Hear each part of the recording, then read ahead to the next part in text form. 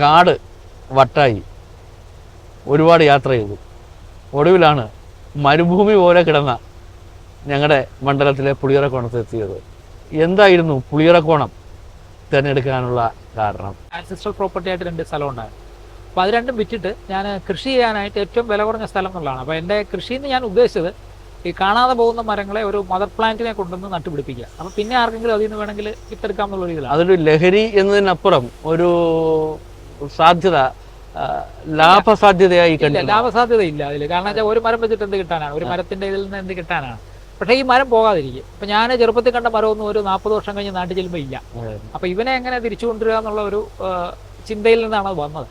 അപ്പോൾ അതിന് വില കുറഞ്ഞ സ്ഥലം വേണം. കാരണം എനിക്ക് അധികം സ്ഥലം വേണം. ഇവിടെ നിന്ന് 10,000 രൂപയ്ക്ക് മറ്റാണ് ഏറ്റവും മുകളിൽ സ്ഥലം കിട്ടുന്നത്. അത് അതിന് മുമ്പ് അവർ 500 രൂപയ്ക്ക് തരാമെന്ന് പറഞ്ഞാൽ ഞാൻ 1000 രൂപയ്ക്ക് മറ്റേ തരാമെന്ന് പറഞ്ഞാൽ അന്ന് എൻ്റെ പൈസ ഇല്ലായിരുന്നു. പോയി നോക്കിയിട്ട് തിരിച്ചു വന്നതാണ്. പിന്നെ ഒരാളുടെ കയ്യിൽ നിന്ന് 10,000-ത്തിനാണ് അത് വാങ്ങിക്കുന്നത്. അത് കഴിഞ്ഞപ്പോൾ ഇത് 200 അടി പൊക്കമാണ് ഈ സ്ഥലത്തിന്. അവിടെ ഒരു മഴ പെയ്ത് കഴിഞ്ഞാൽ വെള്ളച്ചാട്ടം പോലെ വെള്ളം വരും. പക്ഷേ അത് കഴിഞ്ഞാൽ പിന്നെ വെള്ളം കാണില്ല. ഒരു 45 ഡിഗ്രി ചെരുവുണ്ട്. ഇത് കൃഷിക്ക് പറ്റിയതല്ല, ഇത് മുഴുവൻ പാറയാണെന്നൊക്കെ നമ്മളിവിടെ വന്ന് മരം വെച്ചു തുടങ്ങുമ്പോഴേ മനസ്സിലാകുന്നത്. അപ്പോൾ ഈ പാറക്കെട്ടുകൾ നിറഞ്ഞ കൃഷിയെക്കുറിച്ച് ആലോചിക്കാൻ പോലും പറ്റാത്ത ചരിവുള്ള ഒരു പ്രദേശം ഇന്ന് ഒരു സ്വാഭാവിക വനത്തിൻ്റെ വേഴാമ്പലിൻ്റെ ഒച്ചയുള്ള ഒരു കാടിൻ്റെ എല്ലാ സൗന്ദര്യവുമുള്ള ഒരു പ്രദേശമാക്കി മാറ്റിയ മാന്ത്രികത നമുക്ക് നേരിട്ട് കാണാം. ഇത് ചെരിഞ്ഞ് നമ്മളിപ്പോൾ ഈ മതിലൊക്കെ വെട്ടുമ്പോഴേ എപ്പോഴും ചെരിച്ച് വെട്ടണം. പക്ഷെ നമ്മൾ റോഡ് എടുക്കുമ്പോൾ മൂന്നാറിൽ പോലും എടുക്കുമ്പോൾ ഇങ്ങനെ അലുവ കട്ട് ചെയ്യുന്ന പോലെ നേരെ 90 ഡിഗ്രിയിലാണ് കട്ട് ചെയ്യുന്നത്. 90 ഡിഗ്രി കട്ട് ചെയ്താൽ അത് കുറച്ച് കഴിയുമ്പോൾ ഇടിഞ്ഞെങ്കിൽ പോരും. അപ്പോൾ ഇവിടെ നമ്മൾ ചോദിച്ചാൽ ഇവർ 90 ഡിഗ്രി കട്ട് ചെയ്തതിനെ ഞാൻ 3 ലെയറായിട്ട് മുള കൊണ്ട് കൂടെയാണ്.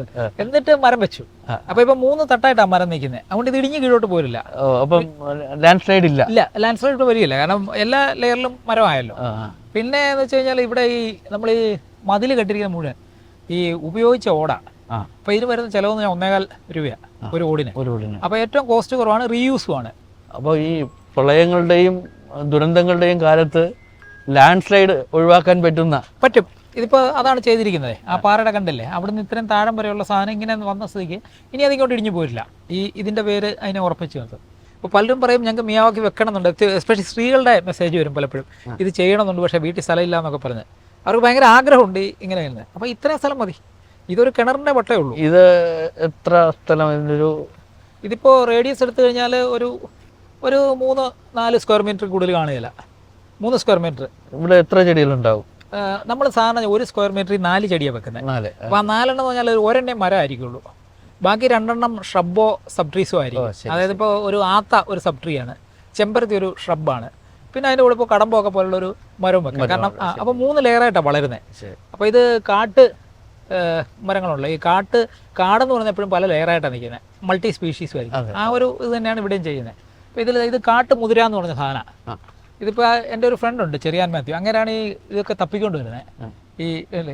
ഇത് നീരൂരിയാണ്. പണ്ട് നമ്മുടെ നാട്ടിൽ ഈ വേലി കെട്ടാനായിട്ട് ഒക്കെ നട്ടുകൊണ്ടിരുന്നതാണ്. ഇത് നട്ട് കഴിഞ്ഞാൽ അത് നന്നായിട്ട് പിടിച്ചേക്കും. ചെറിയൊരു മുള്ളു പോലെ ഉണ്ട്, അത് പിന്നെ വലുതാകുമ്പോൾ അങ്ങ് പോകും. ഞാനിത് അമ്മയുടെ ഓർമ്മയ്ക്കായിട്ട് വെച്ചിരിക്കുക. കാരണം അമ്മ വേലിയിൽ നിന്ന് ഇത് പിടിച്ച് എന്നെ അടിച്ചുകൊണ്ടിരുന്നത്. അച്ഛൻ്റെ ഓർമ്മയ്ക്കായിട്ട് ഒരു ശീമക്കൊന്നാൻ വെച്ചിട്ടുണ്ട് 10. അപ്പോൾ ഈ സാധനമൊന്നും ഇപ്പോൾ കാണാനില്ല. ഇത് ഞാൻ അങ്കമാലി അടുത്തൊരു സ്ഥലത്ത് നിന്ന് ഓടിച്ചുകൊണ്ട് വന്ന് ഈ റെയർ സ്പീഷ്യസ് മരങ്ങളും വൃക്ഷത്തൈകളും ഒക്കെ എത്തിച്ചു തരുന്ന ഒരു വലിയ സൗഹൃദ വലയമുണ്ട്. സുഹൃത്തുക്കളുണ്ട്. അവരിപ്പോൾ ഇങ്ങനെ ഒരു സാധനമുണ്ട്. ഇപ്പോൾ കായംകുളത്ത് 1000 സ്പീഷീസ് കൊണ്ട് നട്ടിരുന്ന KG രമേഷ് എന്ന ഒരാളുണ്ട്. അപ്പോൾ അദ്ദേഹം ഞാൻ ഇവിടെ ഉണ്ടായിരുന്നു. അതുപോലെ അവിടെ തന്നെ തങ്കമണി ടീച്ചർ നമ്മുടെ എഞ്ചിനീയറിംഗ് കോളേജ് ഉണ്ട്, അവരുടെ അമ്മയും അവർ ഇതുപോലെ തന്നെ ഒരു 5 ഏക്കർ കാടാക്കിയിരിക്കുന്നവരാണ്. പിന്നെ പോലെ കേരളത്തിലുള്ള ഇപ്പോൾ മനോജ് എടവനക്കാട് എന്ന് പറഞ്ഞ ഒരാൾ ഇവിടെയുണ്ട്, എറണാകുളത്തുണ്ട്, ചെറായി. അവരൊക്കെ ഇങ്ങനെ സ്പീഷീസ് കളക്ട് ചെയ്യുന്നവരാണ്. എന്നിട്ട് അങ്ങോട്ടും ഇങ്ങോട്ടും ഞങ്ങൾ കൈമാറാറുണ്ട്. ആ ചെടിയൊക്കെ ഉണ്ടോ, ബട്ടർഫ്ലൈസ്, അതിങ്ങനെ ആ ചെടിക്ക് ചുറ്റും വന്നുകൊണ്ടിരിക്കും. അതിന് കുറച്ച് മേലോട്ട് വരും. ഇത് മുഴുവൻ ഇവിടെ ഈ ചെടി ഉള്ളതുകൊണ്ട് വന്നതാണ്.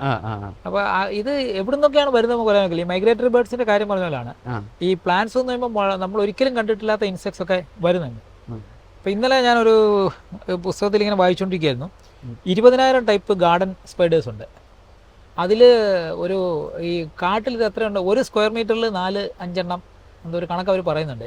അപ്പോൾ ഈ വലകളാണ് ശരിക്കും പറഞ്ഞാൽ ഈ പുതിയ ഷൂട്ട്സ് വരുന്നതിനെ ഈ പെസ്റ്റ് ആക്രമിക്കാതെ, അതായത് പുതിയ മുള വരുമ്പോൾ അതിനെ കീടങ്ങൾ ആക്രമിക്കാതിരിക്കാൻ ഈ 8 കാലിയുടെ വലയാണ് കാടിനെ സംരക്ഷിക്കുന്ന ഒരു ഘടകം എന്നുള്ളത്. പക്ഷേ നമ്മൾ 8 കാലി ഒരു ശത്രുവും പോയിസണസ് ഇതിനത്രയും വിഷം ഇല്ല ഈ ഗാർഡൻ ഇതിന്. പിന്നെ ഇതെല്ലാം കൂടെ കൂടി വരുമ്പോഴാണ് ഇവിടെ നമ്മൾ ഇതിനകത്ത് ഒരു സംഗതി കൂടെ ഈ ഇപ്പം നമ്മളിപ്പോൾ ലിവിങ് റൂമിനായിട്ടൊക്കെ ഭയങ്കര സോഫ ബഹളം പിന്നെ TV അത് ഇതെന്നൊക്കെ പറയുന്നത്. ഇപ്പോൾ ഈ എൻവയോൺമെന്റിൽ നമുക്ക് ലിവിങ് സ്പേസുകൾ ഇഷ്ടം പോലെ ചിലവില്ലാതെ ഉണ്ടാക്കാം. ഇപ്പോൾ 2 ചെറിയ മരക്കുറ്റിയും കൂടെ വെട്ടിയിട്ടാൽ ഇരിക്കാം. ഇത്രയും ഒരു ഇതിൻ്റെ ആവശ്യം വരുന്നു. ഇത് ടർപ്പോളിനാണ് കൊടുത്തത്. അപ്പോൾ ചുറ്റും മരം വെച്ച് ഇവിടെ ഒരു മരം ഇല്ലായിരുന്നതാണ്, ഇത് ചെരിഞ്ഞ് വഴിയിലേക്ക് ഇടുന്നതാണ്. അവിടെ നമ്മൾ ഈ മരങ്ങളിങ്ങനെ വെച്ച് മറച്ചെടുത്താണ്. ഇവിടെ ഈ മതിലുകളൊക്കെ ഇവിടെ ഉണ്ടായിരുന്ന കല്ല് തന്നെ അടുക്കിയിട്ട് ഇതിപ്പോൾ ഇത് 3 ലെയറാണ്. അപ്പോൾ അവിടെ ഇടിഞ്ഞിങ്ങോട്ട് വന്നാലും ഇവിടെ കൊണ്ട് നിൽക്കും. ഓരോ ഇഞ്ച് ഭൂമിയും നമുക്ക് നട്ടെടുക്കാൻ പറ്റും. പിന്നെ ഒരു കാര്യമുള്ള ഇവിടെ ആദ്യം എന്നിട്ട് വരുന്നവരെല്ലാം ചോദിക്കുന്ന ഒരു ചോദ്യം, ഇത് ചെയ്തിട്ട് എന്ത് കിട്ടുമെന്നാണ്. അപ്പോൾ ഒന്നും കിട്ടാനല്ലെന്ന് പറഞ്ഞിട്ട് ഒരുപാട് പേർക്ക് അത് ബോധ്യമാകുന്നില്ല. അപ്പോൾ ഞാൻ പിന്നെ അവർ ചെയ്യാനായിട്ട് ഈ ഇതിനിടയ്ക്ക് ഈ പപ്പായ, ഇതിപ്പോൾ ഇതുണ്ട് പപ്പായ കായ്ച്ചെടുക്കുന്നുണ്ട്, കാടാണ് ഫലത്തിൽ. അപ്പുറം മരച്ചീനിക്കം വന്നാണ്ടിരിക്കുന്നത്. ഇവിടെ ചേമ്പാണ്, ഇതൊരു ജാതിയുണ്ട്. ഇത് ആ ചേമ്പൊക്കെ നന്നായിട്ട് വളരുന്നത്. ചേമ്പിലൊന്നും ഇങ്ങനെ വെയിൽ വേണ്ട. ചേമ്പ് കാച്ചിൽ ചേനയൊക്കെ വെയിലില്ലാതെ വളരുന്നതാണ്. ഈ ചേമ്പിൻ്റെ ഇല വെട്ടി നമ്മൾ മീനിട്ട് കൊടുക്കും. അപ്പോൾ കാടിനകത്ത് തന്നെ നമുക്ക് വേണ്ട കുറേ സാധനങ്ങളൂടെ, അല്ലാതെ സ്ഥലം വേസ്റ്റാക്കി എന്ന് വിചാരിക്കേണ്ട കാര്യമില്ല. അതുപോലെ ഇത് നമ്മുടെ ഈ കാവേരി എന്ന് പറയുന്ന ഒരു വാഴയാണ്. ഇതിനൊന്നും ചെയ്യണ്ട. ഇപ്പോൾ ഒരു വാഴ കൊണ്ട് വെച്ചാൽ അതിനൊരു 4 വിത്ത് പുറകെ വരും. അതുകൊണ്ട് അത്രയുള്ളൊരു കൊല ഇപ്പോൾ ഒരു വീട്ടിൽ അതേ ആവശ്യമുള്ളൂ. കാരണം ഒരു കൊല കൃഷിക്കാരനല്ലാത്ത ഒരാൾ കൊല വിറ്റിട്ട് പൈസ എടുക്കേണ്ട കാര്യമില്ല. അയാളുടെ ആവശ്യത്തിനുള്ള സാധനങ്ങൾ കാവേരി. ഇതിപ്പോൾ മോളി മുഴുവൻ അതിങ്ങനെ നിരനിരയായിട്ട് നിൽക്കും. ഇപ്പോൾ അത് കുറച്ച് വെട്ടി മാറ്റിയാലേ ഇവിടെ ഒരു സ്വൈരാവുള്ളൂ. ഇത് നമ്മൾ ഈ സ്ഥലമില്ല എന്ന് പറയുന്ന ആളുകൾക്കായിട്ട് ടെറസിലോ അടുക്കളയുടെ ബാൽക്കണിയിലൊക്കെ വെക്കാനായിട്ടുള്ള ഒരു മോഡലാണ്. ഇതിപ്പോൾ നമ്മൾ മോഡൽ ഡെവലപ്പ് ചെയ്തേ ഉള്ളത്, മോൾഡ് വെച്ച് ചെയ്തിരിക്കുകയാണ്. ഇനി വരുമ്പോൾ ഇതിൻ്റെ കോസ്റ്റ് കുറയും. ഇത് ഏകദേശം 4 അടി നീളം വരും, 1 അടി വീതി വരും. അപ്പോൾ ഇങ്ങനത്തെ 2 എണ്ണം വരുമ്പോൾ 8 അടിയായി. നിലത്ത് വെച്ചിരിക്കുക, പുറകിലും അത് തന്നെ സ്റ്റാൻഡ് വെച്ചിരിക്കുക. അതിൻ്റെ പുറകിൽ അപ്പോൾ ഇത് എത്ര വേണേൽ മേലോട്ട് കൊണ്ടുപോകാം, സൈഡിലേക്ക് കൊണ്ടുപോകാം, ഇതൊക്കെ കൊണ്ടുപോകാം. ഇതിലിപ്പോൾ നമുക്കൊരു കിച്ചണിലേക്ക് വേണ്ട സാധനങ്ങളെയാണ് ഇവിടെ പ്രധാനമായിട്ട്. പച്ചമുളക്, പപ്പായ ഒരെണ്ണം വെച്ചിട്ടുണ്ട്, പിന്നെ പുതിനയുണ്ട്, പനിക്കൂർക്കയുണ്ട്, നാരങ്ങയുണ്ട്, അതും വേറൊരു തരം നാരകമാണ്, കറിവേപ്പുണ്ട്, പേരയ്ക്ക ഉണ്ട്, കുറ്റിക്കുരുമുളക്. ഈ കുറ്റിക്കുരുമുളക് ഈസി ആയിട്ടുണ്ടാകുന്ന സാധനം, മുകളിലുണ്ട്, തണലത്ത് വളരുന്നൊരു സാധനമാണ്. പക്ഷെ അതൊന്നും നമ്മളങ്ങനെ വേണ്ട രീതിയിൽ ഒരു വീടിൻ്റെ അടുക്കള കിച്ചൺ ബാൽക്കണി ഉണ്ടല്ലോ. ഇപ്പോൾ എല്ലാ ഫ്ലാറ്റിനും കിച്ചൺ ബാൽക്കണി ഉണ്ട്. അപ്പോൾ ഇനിയിപ്പോൾ കൂടുതൽ സ്ഥലം വേണമെന്നുള്ളത് 2 ലെയർ വെച്ചാൽ മതി നോക്കണം. അങ്ങനെ ചെയ്യാവുന്ന ഒരു ഇതിൻ്റെ വ്യത്യാസം എന്താ വെച്ചാൽ, നമ്മൾ ഈ ചെടിച്ചട്ടി ആകുമ്പോൾ ചെടിച്ചട്ടിക്കകത്ത് വളരെ കുറച്ച് മണ്ണേ നിൽക്കുകയുള്ളൂ. ഇതിപ്പോൾ ഇത്രയും വരുമ്പോഴേക്ക് മണ്ണര അടക്കമുള്ള സാധനങ്ങൾക്ക് ഇതിനകത്ത് മൂവ് ചെയ്യാനുള്ള സ്പേസ് ഉണ്ട്. അപ്പോൾ ഈ മൈക്രോബ്സും നമ്മൾ വേസ്റ്റ് ഇട്ട് കൊടുത്താൽ ബാക്കി കാര്യങ്ങളൊക്കെ കുറച്ച് പ്രോസസ്സിങ് അതിൽ തന്നെ നടന്നോളും. വലിയ വളം കൊണ്ട് ഇടേണ്ട കാര്യമില്ല. വല്ലപ്പോഴും ഫെർട്ടിലൈസേഴ്സ് വേണ്ട ഓർഗാനിക്കായിട്ട് കുറച്ച് നമ്മുടെ ഓർഗാനിക് വേസ്റ്റ് കമ്പോസ്റ്റ് ആക്കി ഇടുകയോ അങ്ങനെയൊക്കെയുള്ള കാര്യം ചെയ്താൽ മതി. ഇപ്പോൾ ഇവിടെ നോക്കിക്കഴിഞ്ഞാൽ ഒരിടത്തും കളയില്ല. അപ്പോൾ ഈ കള നമ്മൾ പറിക്കുന്നതല്ല, ശരിക്കും ഇല വീണ് മൂടിക്കഴിയുമ്പം പിന്നെ കള ഉണ്ടാകുകയില്ല. അതിൻ്റെ ഒരു സെൻസ് എന്താണ്? അതായത് ഈ ഭൂമിക്ക് എപ്പോഴും ഒരു കവർ വേണം. ആ കവർ നമ്മൾ കൊടുത്തില്ലെങ്കിൽ അത് തന്നെ ഉണ്ടാക്കും. അതാണ് ഈ റോഡ് സൈഡിലൊക്കെ പുല്ല് കിളുക്കുന്നത്. അപ്പോൾ അത് എത്ര ചെത്തിയിട്ട് പോയാലും അടുത്ത റൗണ്ട് വരുമ്പോൾ വീണ്ടും അവിടെ പുല്ല് കിളുക്കും. അപ്പോൾ അത് മൾച്ചിങ് ആണ്. നമ്മൾ ഈ ഇലയോ ഉണങ്ങിയ സാധനങ്ങളോ ജൈവ വസ്തുക്കൾ എന്തെങ്കിലും ഇട്ട് മൂടിക്കഴിഞ്ഞാൽ ഇത് മുഴുവൻ നമ്മൾ ഈ കരിക്കുന്നുണ്ടാണ് കൊണ്ടിട്ടിരിക്കുന്നത്. കരിക്ക് പലരും കുളത്തിൽ കളയുന്നത്, ഈ കരിക്ക് വെട്ടുന്നവർ. ആക്ച്വലി അതുകൊണ്ട് പറമ്പിലിട്ട് കഴിഞ്ഞാൽ കാട് പിടിക്കാതിരിക്കും. ആ സ്ട്രോ മാറ്റിയിട്ട് അതാണ് ഇത് മുഴുവൻ. അതാണ് ഇത് കണ്ടല്ലേ. പയ്യെ കുറച്ച് കഴിയുമ്പോൾ പൊടിഞ്ഞങ്ങ് മണ്ണി ചേരും, നാട്ടുകാർക്ക് ഉപദ്രവമില്ല. അപ്പം ഈ പാഴ്വസ്തുക്കൾ തന്നെ നമുക്ക് പാഴ്വസ്തു അല്ല, പാഴ്വസ്തു അല്ല എന്നുള്ളതാണ്. ഇപ്പോൾ ഇതൊരു 8 കാരി വല. ഇതിൻ്റെ പ്രത്യേകത എന്താ വെച്ച് കഴിഞ്ഞാൽ ഇപ്പോൾ ഇതുവഴി പോകുന്ന കുറേ പ്രാണികൾ അതിലും കുടുങ്ങും. അപ്പോൾ ചെടിക്ക് അത്ര ഉപദ്രവം കുറവായിരിക്കും. ഈ വെള്ളീച്ചയൊക്കെ പിടിക്കാൻ ഏറ്റവും നല്ലത് ഈ വലയാണ്, ചിലന്തി വലയാണ്. ചിലന്തിയെ ഓടിക്കാതിരുന്നാൽ മതി. യഥാർത്ഥത്തിൽ ഈ ചിലന്തി നമ്മൾ കരുതുന്നത് പോലെ അപകടകാരിയല്ല. ഈ പുറത്തുള്ള ഗാർഡൻ ചിലന്തിക്കൊന്നും അങ്ങനെ വിഷമില്ല, വലിയ വിഷമുള്ളതിനല്ല. ഇത് ആക്ച്വലി ഈ മിയാവാക്കി ഫോറസ്റ്റും മറ്റേ ഫോറസ്റ്റും തമ്മിൽ എന്ത് വ്യത്യാസം എന്ന് ചോദിക്കുന്നവരുണ്ട്. അപ്പോൾ ഇതൊരു അതായത് ഒരു സ്ഥലം നമ്മൾ വെറുതെ ഇട്ടാൽ കാടാകുമെന്ന് പറയുന്നവരുണ്ട്. ഈ സ്ഥലം ഒരു 10 കൊല്ലമായിട്ട് നമ്മളൊന്നും ചെയ്യാൻ വെറുതെ ഇട്ടിരിക്കുക. പക്ഷേ ഇവിടെ ഇത്രയൊക്കെ മരത്തിന് വളർച്ച ഉണ്ടാകുന്നുള്ളൂ. ഇത് ആക്ച്വലി ഈ കുട്ടികൾക്ക് രാത്രിയിൽ ഈ ഫോറസ്റ്റ് ക്യാമ്പിങ്ങിന് ഒരു ആംബിയൻസ് കൊടുക്കാനായിട്ട് ഇതിനകത്ത് കൊതുക് കയറുകയില്ല. താഴെ വെള്ളം മീനുമാണ്.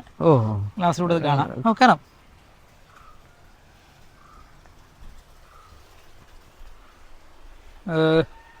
എന്നിട്ട് ഇവിടെ ക്യാമ്പ് ഇരുന്നിട്ട് നമുക്ക് ഇപ്പോൾ ഒരു ക്ലാസ്സൊക്കെ എടുക്കണമെങ്കിൽ രാത്രി നൈറ്റ് ഇതിനെക്കുറിച്ചും അതുപോലെ ഇപ്പോൾ മൂത്തിനെയൊക്കെ പഠിപ്പിക്കാനൊക്കെ പറ്റിയൊരു ഇതായിട്ട് ഇതുണ്ടോ. ഇതൊരു വള്ളിയിൽ ചെറിയൊരു വള്ളി കയറി ചുറ്റി, അപ്പോൾ അതിനൊരു സ്പ്രിങ്ങിൻ്റെ ഷേപ്പ് വന്നു.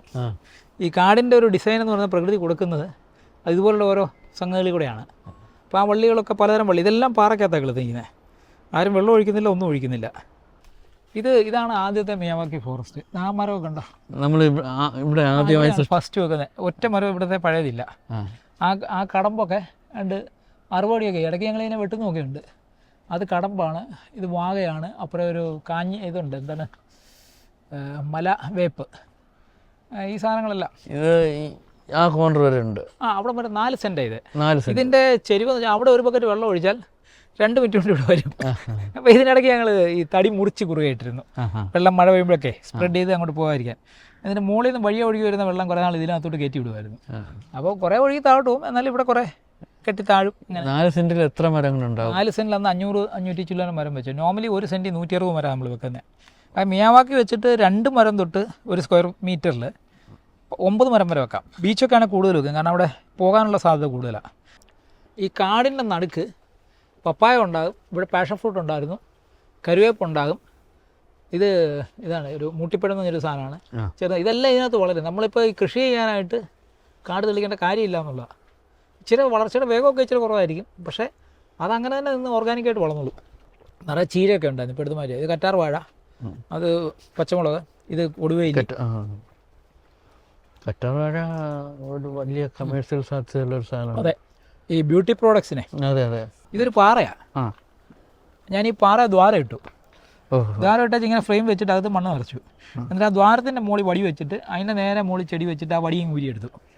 അപ്പോൾ ഇതിൻ്റെ വേര് അകത്തോട്ട് പോകും. ആല് വരെ വളർന്നു നിൽപ്പുണ്ട്. ആല, മുരിങ്ങ, ഇത്തി എന്ത് സാധനം വേണേൽ അതിനകത്ത് വളർത്താൻ പറ്റും. അപ്പോൾ ഒരു എൻറ്റയർ ഏരിയ വേണമെങ്കിൽ നമുക്ക് തിരിച്ച് റീജുവിനേറ്റ് ചെയ്യാൻ ഈ സാധനം മതി. ഇതിൻ്റെ അകത്ത് നമ്മൾ ഉപയോഗിക്കുന്ന മണ്ണിന് എന്തെങ്കിലും ഒരു പ്രത്യേകതയില്ല. ഇത് ഞങ്ങൾ ഉപയോഗിക്കുന്ന സ്ഥിരം നമ്മൾ ചെയ്യുന്നതെന്നു വെച്ചാൽ 4-1 ചാണകപ്പൊടി, 4-1 അല്ലെ ആട്ടുംകാഷ്ടം. ആട്ടുംകാഷ്ടം കുറച്ചുകൂടെ നല്ല, കാരണം ചാണകപ്പൊടി ഡ്രൈ ആയിക്കഴിഞ്ഞാൽ അതിലൊന്നുമില്ല. ആട്ടുംകാഷ്ടം അത്രയും ഡ്രൈ ആവില്ല. പിന്നെ 4-1 ചകിരിച്ചോറ്, പിന്നെ 4-1 ഉമ്മി അല്ലെങ്കിൽ ഇപ്പോൾ ഈ നമ്മുടെ കടച്ചിൽ ഫർണിച്ചർ വർക്ക്ഷോപ്പിലൊക്കെ ചീളുണ്ട്. ഇതല്ല, അറക്കപ്പൊടിയല്ല, മറ്റേ ആ ചീള്. ഇത് അത് വെച്ചാൽ ഈ മണ്ണിൻ്റെ പശ കുറയ്ക്കാനായിട്ടാണ്. ഇതിനെല്ലാം കൂടെ മിക്സ് ചെയ്തിട്ട് ആ മണ്ണാണ് നമ്മൾ ഇതിനകത്ത് നിറയ്ക്കുന്നത്. ആ മണ്ണ് 25% ഉള്ളൂ. അപ്പോൾ ഇതിൻ്റെ ഗുണം എന്താ വെച്ചാൽ ഈ ചാണകം ഇതിന് വേണ്ട വളം കൊടുക്കും, അല്ലെങ്കിൽ ആട്ടുംകാഷ്ടം. ഈ ചകരി ഈർപ്പം പിടിച്ച് നിർത്തും. ഈ ഉമ്മി ഇതിനെ കട്ടയാക്കാതിരിക്കും. അപ്പോൾ ഇതും കഴിഞ്ഞിട്ടാണ് സോയിൽ വരുന്നത്. അപ്പോൾ അതിനകത്തോട്ട് ഈ വേര് അങ്ങോട്ട് ചെന്ന് കഴിഞ്ഞാൽ ഇപ്പോൾ ഇത് കണ്ടില്ല, ആ വീപ്പയ്ക്കകത്ത് ഇങ്ങനെ ചെമ്പകത്തിൻ്റെ വളർച്ച ഉണ്ടോ, അതങ്ങ് ഓടി നടക്കുക വേറെ അതിനകത്തൂടെ. ഇതുകൊണ്ടാണ് നമുക്ക് സ്വാഭാവികമായിട്ടും കൂടുതൽ വളർച്ച കിട്ടുന്നത്. ഇതുകൊണ്ട് അപ്പോൾ ഇതിനകത്ത് ഒരു 2 അടി മണ്ണിൽ കൂടുതലില്ല. എന്നിട്ട് നമ്മൾ 800 സ്ക്വയർ ഫീറ്റിൽ ഒരു 300 ചെടി വെച്ചിട്ടുണ്ട്. ഇതെല്ലാം പലതരത്തിൽ വീട്ടിന് വേണ്ടി. ഇപ്പോൾ മരച്ചീര, സ്റ്റാർ ഫ്രൂട്ട്, കറിവേപ്പ്, ഈ കവുങ്ങ് നമ്മൾ കുരുമുളക് കയറ്റുന്നുണ്ട്, മുരിങ്ങ, പിന്നെ അവിടെ ഒരു നാരകം ഉണ്ടായിരുന്നു, കുറേ സാധനമുണ്ട്. ഇത് മറ്റേ ഞാവൽ, മറ്റേ മറിച്ചൊക്കെ. എന്നിട്ട് ഇവിടെ ഒരു വാട്ടർ ബോഡി ഉണ്ടാക്കി വെച്ചിട്ടുണ്ട്. ഒരു വാട്ടർ ടാങ്ക് പൊട്ടിയത് മേടിച്ചിട്ട് മുറിച്ച് പകുതി വെച്ചിരിക്കുക. ഇതിനകത്ത് അത്യാവശ്യം ജീവികളൊക്കെ ഒന്ന് വെള്ളം കുടിച്ച് പോക്കോളും. അങ്ങേപ്പുറം അതിൻ്റെ ബാക്കി പകുതിക്ക് നമ്മൾ ഈ മഴവെള്ളം ആണോ? അതെ, മഴവെള്ളം നമ്മൾ ഫില്ല് ചെയ്യുന്നതല്ല, അത് വെള്ളം നിറഞ്ഞു നിൽക്കുക. മീനുണ്ട്, അതിനകത്ത് നമ്മൾ വേസ്റ്റ് വരുന്ന അതിലോട്ടിടും. അപ്പോൾ അത് മണ്ണര, അതിനകത്ത് കുറച്ച് വെള്ളം എപ്പോഴും തളിക്കും. അപ്പോൾ ഏത് വേനൽ വന്നാലും അതിനകത്ത് മണ്ണര കാണും. അവൻ അടി കൂടെ ഇറങ്ങിയിട്ട് ഈ മണ്ണെ ഇത് ചെയ്തോളൂ. അങ്ങനെ നിർത്തിയിരിക്കാം വരെ. ഇത് 4 സെൻറ്റാണ്. ഇത് 2 സെൻറ്റ്. ശരിക്കും വരുന്നത് 2 സെൻറ്റും 5 സെൻറ്റ് ഉണ്ടെങ്കിൽ 3 സെൻറ്റിലേക്ക് അവൻ വീട് ഒതുക്കുകയാണെങ്കിൽ 3 സെൻറ്റ് 1200 സ്ക്വയർ ഫീറ്റ് ആയി. ഇവൻ 2000 സ്ക്വയർ ഫീറ്റുള്ള വീട് വെക്കാൻ പോലും 2 നിലയായിട്ട് 3 സെൻറ്റ് വെക്കാം. ബാക്കി 2 സെൻറ്റ് കൊണ്ട് ആവശ്യമുള്ള സാധനം മുഴുവൻ കിട്ടും, അത്യാവശ്യം തണലും കിട്ടും. പിള്ളേർക്ക് അവിടെ തൊട്ട് എക്സ്പ്ലെയിൻ ചെയ്ത് കൊടുക്കുന്ന സാധനങ്ങളാണ്. ഗ്രീൻ ഹൗസ് ഡിഫക്റ്റ് എന്താണ്, എങ്ങനെയാണ് വർക്ക് ചെയ്യുന്നത്. ഇത് കുറച്ചുകൂടെ വലിയ ബോർഡാണ് വരുന്നത്. മെറ്റീരിയൽ എന്താണ്? അത് മാറ്റും. ഇതിപ്പോൾ ഒരു പേപ്പർ ഇത് ഒട്ടിച്ചിരിക്കുക. അത് മാറ്റിയിട്ട് വലിയൊരു ഷീറ്റുണ്ട്, മഴ പെയ്താലും പോകുകയില്ലാത്തത്, പാലക്കാട് ചെയ്യുന്നുണ്ട്. അത് കോൺക്രീറ്റ് പൈപ്പിൽ ഫിക്സ് ചെയ്ത് ഇതിൻ്റെ ഒരു ഇത്രയും വീതി വരും. അപ്പോൾ ഇതിൻ്റെ ഒരു 2 ഇരട്ടി പൊക്കവും വരും. അപ്പോൾ കുറച്ചുകൂടെ കാണാൻ പറ്റും. ഇത് ഈ ഗ്രീൻ ഹൗസ് പിള്ളേരെ കണ്ടിട്ടില്ല. അപ്പോൾ അതിനുവേണ്ടി ഒരു പശുവും എരുമാടും മീതൈൻ, ചാണകത്തിൽ നിന്ന് വരുന്ന മീതൈനല്ലേ. പിന്നെ ഈ മാംസം ഇത് തിന്നുന്ന വെജിറ്റേഷൻ വളരെ കൂടുതലാണ്. അത് നമ്മൾ കഴിക്കുന്നതിനെ അപേക്ഷിച്ച് ഇതിന് ഒരു 1 ലിറ്റർ പാലുണ്ടാക്കാനായിട്ട് നമുക്ക് വേണ്ടി വരുന്നത്, അല്ലെങ്കിൽ 1 കിലോ മാംസം ഉണ്ടാക്കാൻ വേണ്ടി വരുന്ന ഇത് ഭയങ്കര കൂടുതലാണ്. ഇത് കുറച്ച് വലുതാക്കിയിട്ട് പിള്ളേർക്കൊന്ന് പറഞ്ഞു കൊടുത്തേ. നമ്മുടെ മണ്ഡലത്തിൽ നടന്നുകൊണ്ടിരിക്കുന്ന ആക്ടിവിറ്റീസ് ആണ് ഇതെല്ലാം. അതെ, ഇപ്പം നമ്മൾ 3 കോടി രൂപയുടെ പ്രോജക്റ്റാണ് ഈ സോളാർ പാനൽ ആ. മണ്ഡലത്തിലെ എല്ലാ ഗവൺമെൻറ് ഇൻസ്റ്റിറ്റ്യൂഷൻസും സോളാർ സ്കൂളുകളും അല്ലേ? സോളാറാക്കി. ഇതിപ്പോൾ ഒരു നാച്ചുറൽ പോണ്ടിൻ്റെ സൈഡിൽ വഴുന്ന മരങ്ങളായത്. ഉം. ഏറ്റവും താഴെ കൈത വരും, ആ പിന്നെ അതിൻ്റെ മുകളിൽ വരുന്ന മരങ്ങളാണ് അതൊക്കെ ആറ്റുചാമ്പ, ഇലിപ്പ. ഇതൊക്കെ ഒരു വർഷം കഴിയുമ്പോഴത്തേക്കും ഒരു വർഷം കഴിയുമ്പോൾ ഭയങ്കര ഒരു സംഭവമായിട്ട് നിൽക്കും, അതുപോലെ വളർന്നു നിൽക്കും. അപ്പോൾ ഇതെന്ന് വെച്ചാൽ ഒരു 10-40 വെറൈറ്റി ഉണ്ട്. ഇത് പലതും പലരുടെയും കയ്യിലില്ല, ഇപ്പം ഇല്ല. പുഴയുടെ തീരത്ത് കാണേണ്ട ഇതൊക്കെയാണ്. ഇപ്പോൾ താഴെ ചെന്നപ്പോൾ നമ്മൾ കാട്ടു നാരകം എന്ന് പറഞ്ഞ സാധനം ഉണ്ടാകും, അതൊന്നും ഇപ്പോൾ കാണാനില്ല. താഴെ പുഴയുടെ അവിടെ നിൽപ്പുണ്ട്. അപ്പോൾ അങ്ങനത്തേനെ കൊണ്ട് ഒരു കുളം വരുമ്പോൾ അതിൻ്റെ ഇത് എങ്ങനെയാണ് ഈ കുളത്തിൻ്റെ എഡ്ജ് മെയിൻറ്റെയിൻ ചെയ്യുന്നുള്ളത് പിള്ളേർക്കൊരു കെട്ടുകല്ല വേണ്ടതെന്ന് നമ്മൾ പറയുമ്പോൾ പിന്നെ എന്താ വേണ്ടതെന്ന് കൂടെ അതിനെ ഈ ചെരുവുള്ള സ്ഥലം നോക്കി നമ്മൾ ഉണ്ടാക്കിയതാണ്. ഇത് അടിയിൽ ഫൈബർ ആയതുകൊണ്ടാണ് വെള്ളം നിൽക്കുന്നത്. ഫൈബറാണ് ഇല്ല നിൽക്കുകയില്ല. പക്ഷേ പിള്ളേർക്കൊരു ഫീല് കിട്ടും എങ്ങനെയാണ് ഒരു കുളത്തിൻ്റെ കര ചെരിഞ്ഞിരിക്കുന്നതെന്നുള്ളത്. കണ്ടോ ആ ആഞ്ഞില് കണ്ടോ ചെരിച്ചു വെട്ടിയതാ, പൊട്ടിക്കിളിക്കുന്നുണ്ടോ? അതിന് നമ്മുടെ കൈ നിന്നോളും, അധികം വലുതാകാതെ അങ്ങനെ നിൽക്കും. അപ്പോൾ നമ്മുടെ ഈ കാനയില്ലേ, ഈ കാനലിൽ എന്ന് പറഞ്ഞ സാധനം സോപ്പ് വലിച്ചെടുക്കുന്ന വീടുകളുടെ ബാത്റൂമിൻ്റെ അവിടെ ഈ സാധനം വെച്ചു കൊടുത്താൽ മതി. അത് ഈ കൺസ്ട്രക്റ്റഡ് പറ്റില്ല, സെപ്റ്റിക് ടാങ്കിന്റെ വെള്ളം പുറത്തോട്ട് പോകുന്നിടത്തൊക്കെ ഈ സാധനം വെച്ചു കൊടുത്താൽ മതി. അപ്പം നമുക്ക് അത് ഈ ഡ്രെയിനിലൊക്കെ ഇത് വെച്ച് പിടിക്കുന്ന നന്നായിരിക്കുമല്ലോ. അതെ, ഡ്രെയിനിന്റെ സൈഡിൽ വെച്ചാൽ ആ വെള്ളം വേസ്റ്റ് ചെയ്ത് വലിച്ചെടുക്കും. ഏറ്റവും മികച്ച സ്വാഭാവിക വനമാതൃകയാണ് അത്. തിരുവനന്തപുരത്ത് കാട്ടാക്കടയിൽ പുളിയറ കോണത്തിനടുത്താണ്. എന്തൊരു അതിശയമാണ് ഇവിടെ.